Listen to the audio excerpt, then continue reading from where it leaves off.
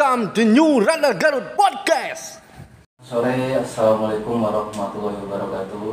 Selamat sore, waalaikumsalam warahmatullahi wabarakatuh. Alhamdulillah kita berjumpa kembali dalam program talk show. Kali ini kita kedatangan tamu dari pengusaha properti ya, Kang Nurul Mubin. Beliau adalah direktur dari PT Asanusiah. Jabatannya Wakil Ketua 1 DPD Abdesi Jawa Barat. Nah, ini berbicara tentang dampak Covid kan. Sebelum ke sana mungkin barangkali belum ada yang tahu sepak terjang Kang Nurul ini. Latar belakang tertarik ke dunia properti itu awalnya ceritanya gimana, Kang? Iya, jadi begini. Dulu awal saya itu dari tahun 2005 sampai 2009 lah. Itu saya biasa bisnis di Pemborong ya, kalau di Garut terjadi Pemborong awalnya gitu. Nah, kemudian saya baca, lihat situasi dan kondisi di Garut khususnya, kemudian secara nasional, ternyata masih banyak warga masyarakat yang sangat membutuhkan rumah. Sehingga saya pelajari, ternyata ada juga program pemerintah yang memang membangun untuk perumahan MBR, masyarakat berpenghasilan rendah. Nah, dari situ saya tertarik bagaimana mencoba untuk membantu. Tapi di satu sisi ada bisnis, tapi di satu sisi juga kita bisa membantu lah masyarakat yang belum memiliki rumah. Itu awalnya. Istilahnya tertarik untuk di bidang sosial, tertarik minimalnya ketika orang ingin punya rumah, ketika Kang Nurul terjun mungkin walaupun penghasilan rendah bisa membeli rumah gitu ya. Betul, karena rumahnya yang sangat terjangkau. Walaupun disebutkan tipenya kecil misalkan, tapi itu lumayanlah sangat nyaman untuk masyarakat yang memang sangat membutuhkan rumah, daripada kos-kosan dan daripada kontrak misalkan gitu kan. Hanya dengan dulu tahun 2010 saya mulai di properti itu, harganya masih 55 juta dengan angsuran 500.000. Sami sarang ngekos ya. Sami sarang ngekos. Iya, sama dengan ngekos. Cuma bedanya kalau ngekos mah bayar untuk orang lain, kalau ini kan nanti jadi milik sendiri gitu. Jadi awalnya tertariknya di situ. Di satu sisi saya pun ingin mencoba bisnis properti di Kabupaten Garut, tapi di satu sisi juga ingin membantu masyarakat yang memang membutuhkan rumah. Itu sih intinya awal tertariknya dari situ. Nah, ini kan wabah corona ini kan tentu menjadi, bahkan bisa dibilang ini kan dunia internasional, termasuk bangsa Indonesia. Kemudian di Kabupaten Garut sendiri pun kena dampaknya gitu. Karena dari sisi developer sendiri ini apa sih kan yang terasa ketika wabah ini menyebar di Kabupaten Garut ini kan? Oke, sebelum saya jawab mungkin saya ucapkan terima kasih banyak dulu ya. Ini sudah dikasih waktu dan kesempatan. Mudah-mudahan apa yang disampaikan sekarang ini juga terdengar di seluruh Indonesia, mudah-mudahan, tapi khususnya Jawa Barat dan Garut. Nah, masalah pandemi Corona COVID-19 ini sungguh sangat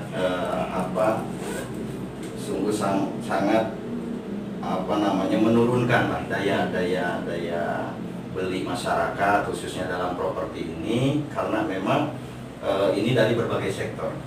Jadi karena yang namanya bisnis properti itu ini sangat multi, karena kita tidak hanya bagaimana mempekerjakan orang, bagaimana kita hanya menarik pembeli, tidak.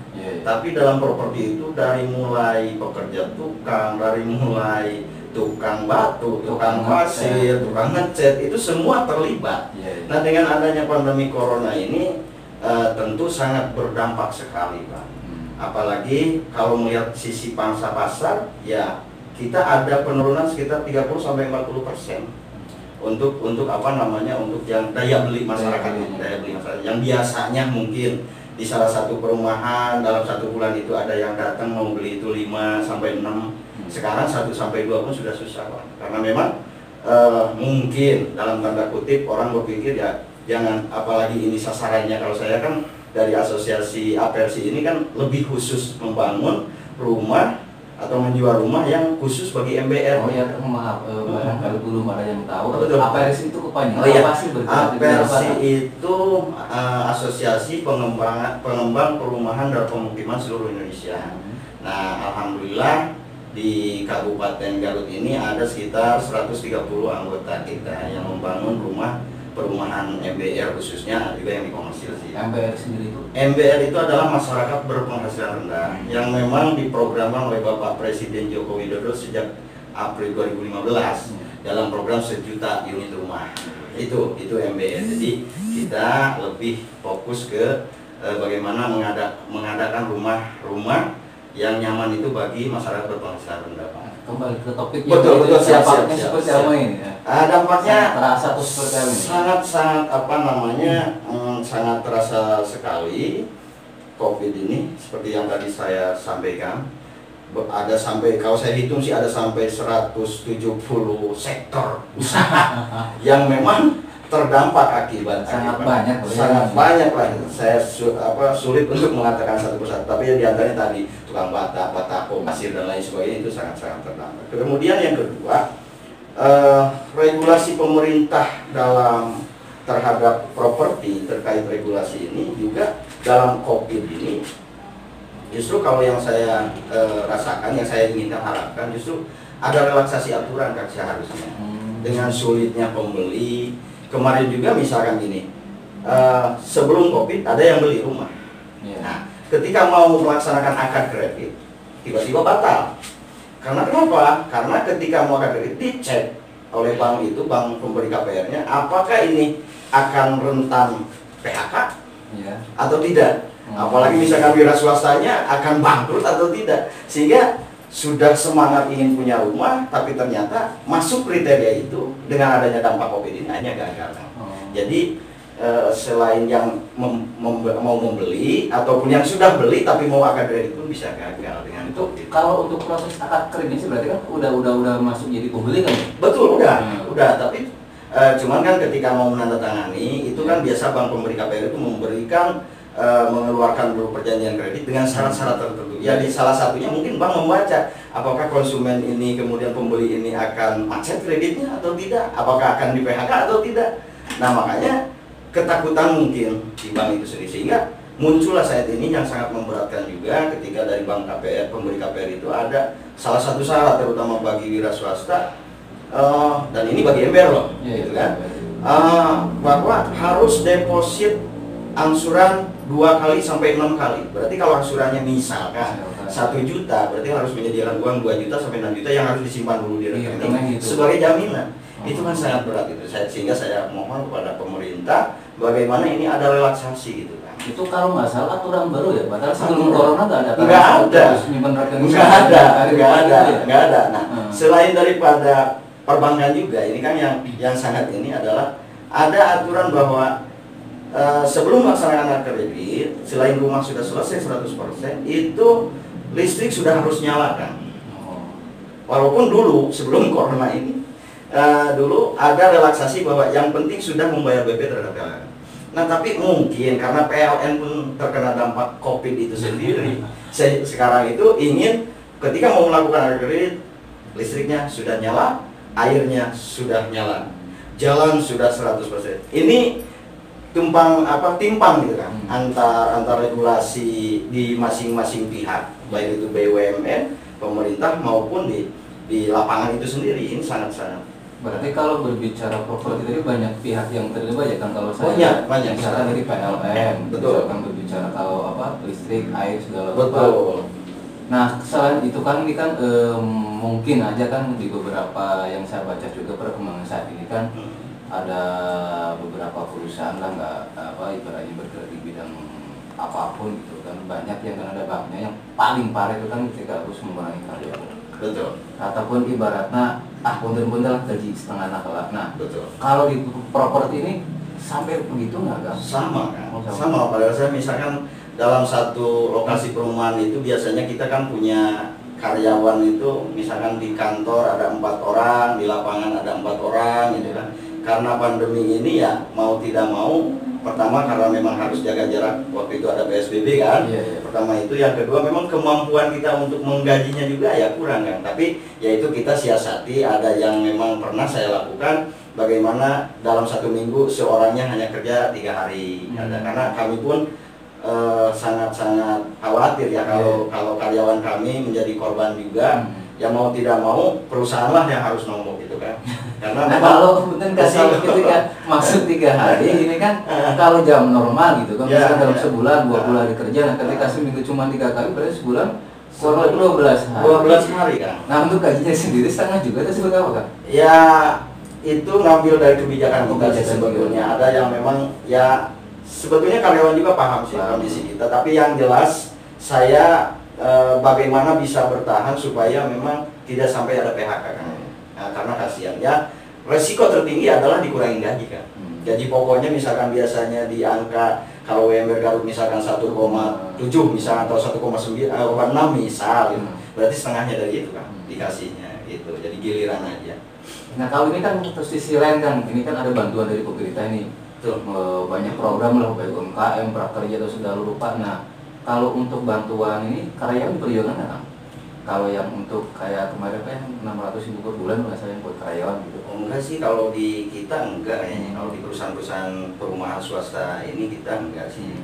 Karena ya karyawan-karyawan kita hanya memang punya kewajiban bayar BPJS Iya, ada kewajiban itu dipotong dari gajinya juga gitu.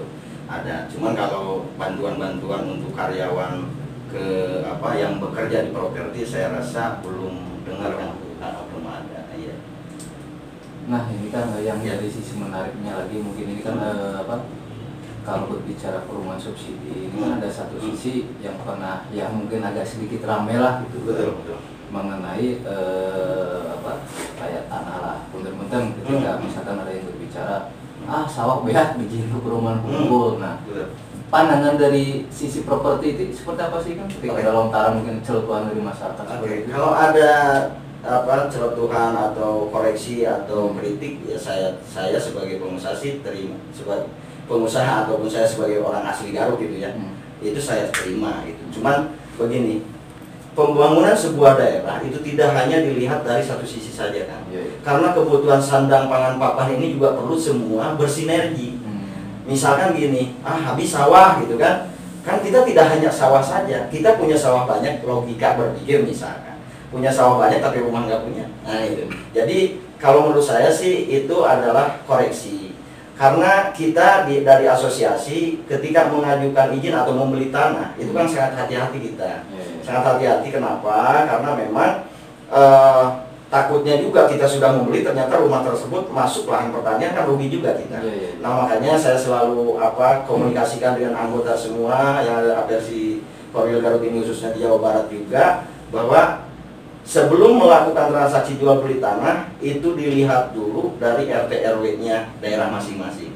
Apakah lahan itu masuk pemukiman, apakah masuk irigasi teknis, apakah masuk lahan pertanian. Kalau lahan pertanian kita tidak akan ganggu kan, karena kita juga butuh makan sama. Nah, jadi maksud saya begini, semua komponen kebutuhan itu primer maupun sekunder itu memang harus tercakup semua kan, tidak hanya dari satu sisi gitu. Jadi saya harap ya kita ayo sama-sama lah yang memang bergerak di bagaimana pertanian ini tetap jalan ya tetap harus jalan gitu.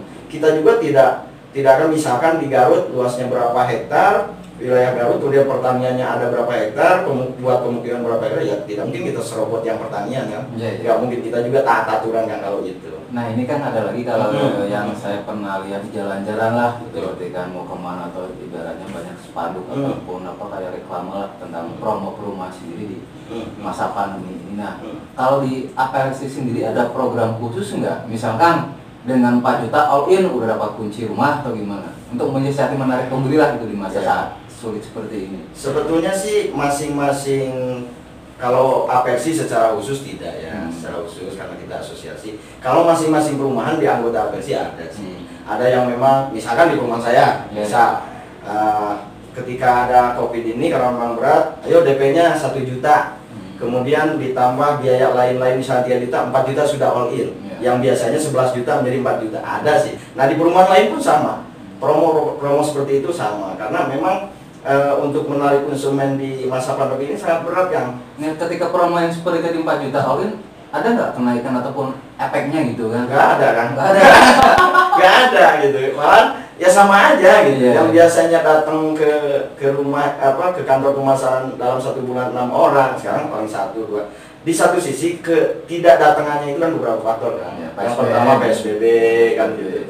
Yang kedua memang karena lagi musim misalkan nggak punya ongkos gitu atau nggak punya bensin atau punya apa. Angkot juga kan dibatasi kan penumpang kalau nggak salah. Oh iya, dibatasi penumpang dan mobil dibatasi juga. Ya ini saya sangat berharap sih Kang bahwa pandemi COVID-19 ini segera berlalu lah. Biar semua perekonomian kita secara global. Memang kalau dari sisi ekonomi yang terpukul bukan satu bidang saja ya. Bukan. Seluruh aspek Kang. Cuman kenapa ini saya sangat menggebu-gebu membicarakan properti ya tadi yang kena eksesnya lebih dari 170 bidang gitu kan. Karena bahan material gitu kan. Kemudian minimal toko bangunan juga toko bangunan jadi sepi. Ngeborong semen sekian ratusan betul. Kemudian tukang fotokopi kan. Karena satu berkas konsumen itu kan ada 29 item yang harus diisi oleh konsumen. Iya. Itu kan harus diisi oleh konsumen juga. Nah, tukang fotokopi juga sepi. Begitu kan. Jadi memang ya kita sangat-sangat terdampak dengan itu. Kalau mungkin ada masukan atau harapan kan yang ingin disampaikan kalau berbicara aturan mungkin kalau atau minimal ketika ada keinginan untuk gitu kan yang ingin disampaikan seperti apa kan di masa pandemi untuk di bidang properti. Oke. Kalau masalah apa yang ingin saya sampaikan ini dari apersi khususnya terhadap yang pertama terhadap pemerintah pusat. Ini mohon kepada bank pemberi KPR yang telah dipercayakan oleh pemerintah untuk program 1 juta unit rumah ini yang khusus bagi MBR itu aturan-aturan direlaksasikan. Jadi kalau yang berat-berat gitu kan pernah ada kan pas di PP 64 kalau nggak salah itu ada relaksasi penghapusan izin-izin kan. Ada beberapa izin yang dipangkas gitu. Nah tapi ketika diajukan ke Pemda misalkan ke kabupaten kota itu ya kurang dijalankan oleh pemerintah daerah atau kotanya karena menganggap kita otonomi daerah atau apa gitu alasannya ini kan masalah di daerah misalkan begitu. Harusnya payung hukumnya itu sampai ke bawah ya. Iya harusnya gini dari pusat sampai daerah ini ada sinergi kan. Misalkan gini sekarang saya berharap bahwa karena yang khusus perumahan MBR ini kan PPN sudah 0% kan. Kemudian PPH-nya itu 1%. Tapi BPHTB kan masuk PAD daerah masing-masing. Itu masih 5%. Padahal alangkah baiknya kalau ini misalkan ikut pusat kan. BPHTB bayarnya 1%. Itu harapannya. Karena BPHTB itu kan pajak buat pembeli kan, bukan buat pengusaha. Sementara pengusahanya 1%. Udah dikasih, tapi pembelinya masyarakat berpenghasilan rendah masih 5%. Makanya saya sangat berharap tolonglah relaksasi aturan-aturan itu. Gitu kan. Mungkin punya kebijakan seperti itu dari kantor pajaknya bupati, dewan atau yang mana? Kalau BPHTB saya kira memang tetap harus ada dari pusat dulu kan Kemendagri misalkan. Dari Kemendagrinya, kemudian di daerahnya mungkin Pak Bupati mengeluarkan Pergub atau Perda atau apa yang memang disepakati oleh anggota DPRD. Ini bisa jadi satu bahan Kang barangkali Pak Bupati datang di sini kita sampaikan aja ya. Iya. Usulan dari korporasi. Alhamdulillah. Betul. 1%. 1% BPHTB 1%. Itu bukan itu pengembang aja misalkan ingin enggak kan itu untuk pembeli. BPHTB itu untuk pembeli. Padahal pengusahanya sudah 1% ya. 1%, pengusahanya 1%. Nah, itu saya sangat memperjuangkan biar adil lah kan. Biar adil jangan 5% lah gitu. Khusus MBR ya. Tapi kalau untuk yang komersial ya itu normal-normal aja karena kena PPN juga, kalau yang komersial kemudian PPH-nya 2,5%, BPHTB-nya 5%. Nah gitu kan. Kalau ini kan selama bergerak properti di Kabupaten Garut, dari beberapa wilayah ataupun kecamatan ini yang paling banyak peminat lokasi daerah mana?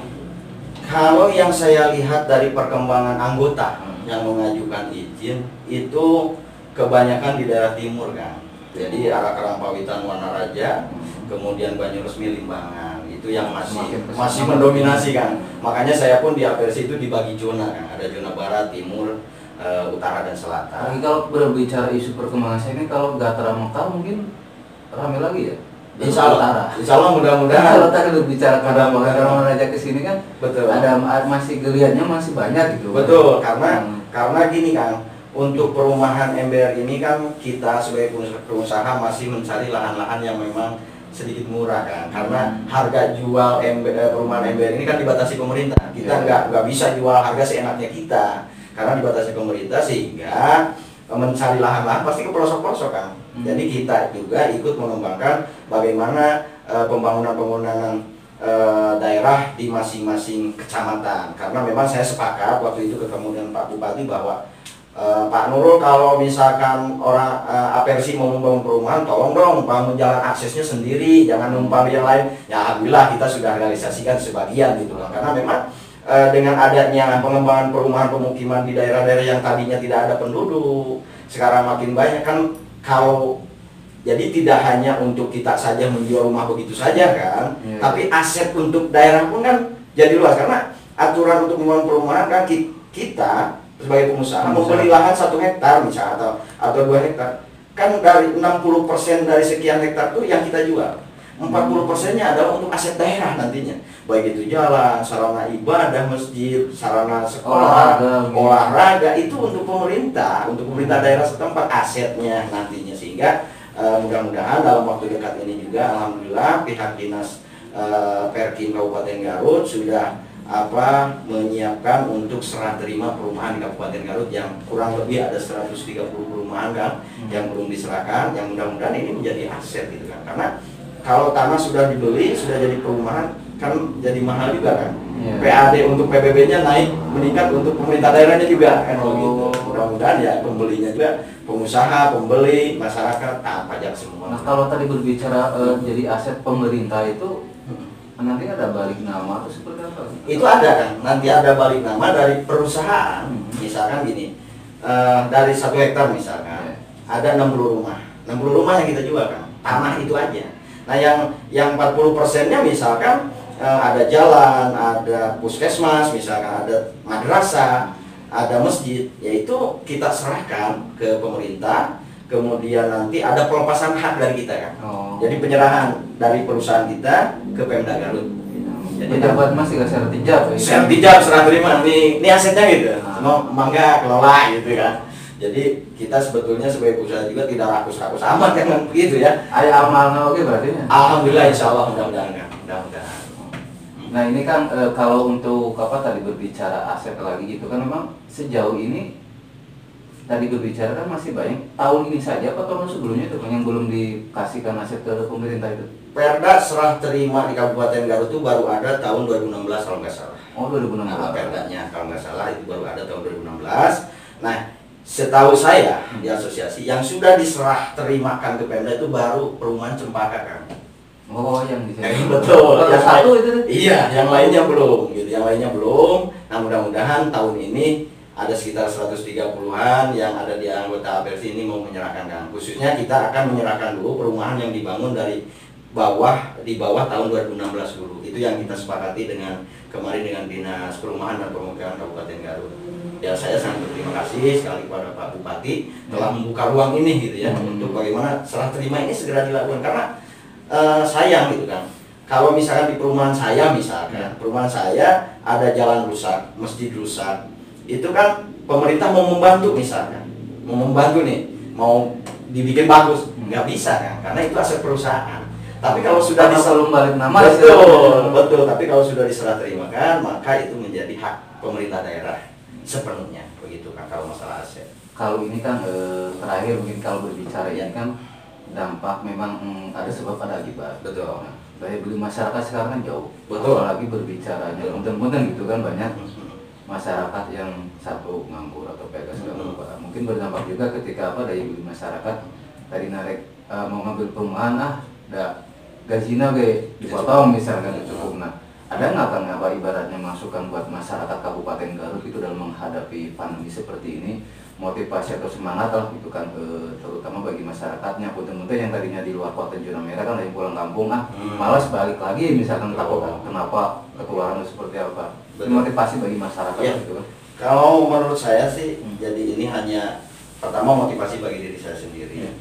Karena apapun bisnisnya, apapun usahanya pasti ada risiko. Apapun pekerjaannya ada risiko. Tapi yang jelas selama kita masih punya keyakinan bagaimana kita mau berkarya, bagaimana kita mau berusaha, insya Allah segala risiko dan hambatan selama pandemi ini bisa ditangani kan. Itu saja sih sebetulnya. Jadi tetap semangat gitu kan, tetap berdoa. Mudah-mudahan pandemi COVID-19 ini segera lewat gitu kan. Dan saya optimis mulai Januari 2021 kita akan mendapatkan kegairahan lagi dalam segala hal. Nah, saya sangat optimis sekali. Kalau disendiri kan untuk membangun apa kan tadi berbicara gairah semangat, ada trik ataupun cara tersendiri nggak kan untuk berbagi tips lah gitu kepada masyarakat. Misalkan kalau pagi olahraga atau apa? Oh iya jelas. Bikin masukan. Gitu. Jelas, karena kalau kita dengan pandemi ini kita hanya diam di rumah, memang ada instruksi bahwa kita harus diam di rumah. Tapi di rumah pun tidak hanya diam kan.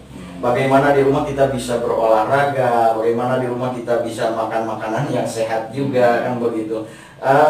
Untuk supaya bagaimana pemikiran ini tetap fresh untuk menghadapi esok hari bahwa kita harus makan gitu. Jangan sampai stres ya. Jangan sampai stres. Kalau stres bahaya kan. Kalau saya pikirkan misalkan dengan COVID ini bisnis yang begitu misalkan numpuk ya, karyawan numpuk, bahan-bahan yang enggak karuan gitu karena tidak ada pembangunan, ya kita stres kan. Tapi ya dengan ikhtiar tetap berkarya, tetap berdoa, karena dengan adanya PSBB pun kita masih bisa memasarkan kan dari rumah. Itu dari rumah ya, bahkan gitu ya. Betul, bahkan kalau sekarang pengajuan rumah pun karena mungkin dampak juga ya. Itu ada program si Kasep dan si Kumbang dari Kementerian PUPR, bagaimana orang hanya mengklik dari rumah ingin perumahan A gitu kan, blok anu, itu ada datanya sekarang itu kan, dari rumah aja nggak usah. Kalau untuk berkas persyaratannya diupload gitu, diupload aja kan, diupload di situ, ataupun nanti misalkan ketika wawancara aja dibawa gitu. Jadi sebetulnya ada di satu sisi ada proses gampang, tapi di satu sisi juga kalau untuk MBR berat juga kan, karena harus punya handphone Android, harus punya handphone Cina-Cina itu maksudnya nggak bisa kan. Jadi artinya ini sama juga dengan, maaf bukan melebar ya, ini percontohan saja. Misalkan masalah pendidikan, daring itu kan harus punya HP. Nah sekarang mau punya rumah juga harus punya HP kan. Sehingga saya minta kuota, paling kan kalau minta kuota nggak bisa ngirim. Nggak bisa ngirim, kuota dari mana, karena memang susah kan begitu. Nah makanya ini, kalau itu dipikirkan semua ini akan membuat kita stres kan. Tapi ya dengan berusaha, tetap berkarya, tetap berpikir positif dalam segala hal, berdoa, insya Allah kita bisa kan melewati ini semua. Gitu. Demikian pembicaraan bincang santai di sore hari ini bersama Kang Nurul Mubin. Kita akan ketemu kembali di tema dan narasumber yang berbeda. Sekian dari saya Kang Notok, pamit mundur. Assalamualaikum warahmatullahi wabarakatuh. Waalaikumsalam. Terima kasih Kak.